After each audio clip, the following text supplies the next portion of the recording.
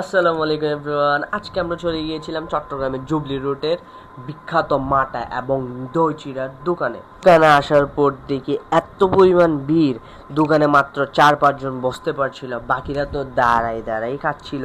কিছুক্ষণ অপেক্ষা করার পর আমরা ফাইনালি বসতে পারলাম। তারপর আমরা 1 গ্লাস মাটা, তারপর 1 প্লেট দই চিড়া অর্ডার করলাম।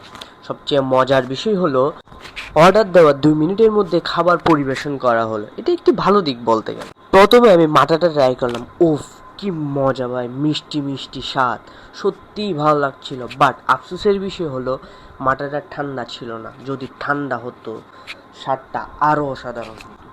এরপর ট্রাই করলাম দই চিড়া। দই চিড়ার কম্বিনেশন ছিল অসাধারণ, একদিকে মিষ্টি অন্যদিকে হালকা টক, সব মিলিয়ে দারুণ লেগেছে। আপনারা যদি চট্টগ্রাম জুবলি রোডে আসে থাকেন তাহলে মাটার দই চিড়া অবশ্যই ট্রাই করবেন, অবশ্যই। ভিডিওটি ভালো লাগলে লাইক কমেন্ট শেয়ার করে দিন। আল্লাহ হাফেজ।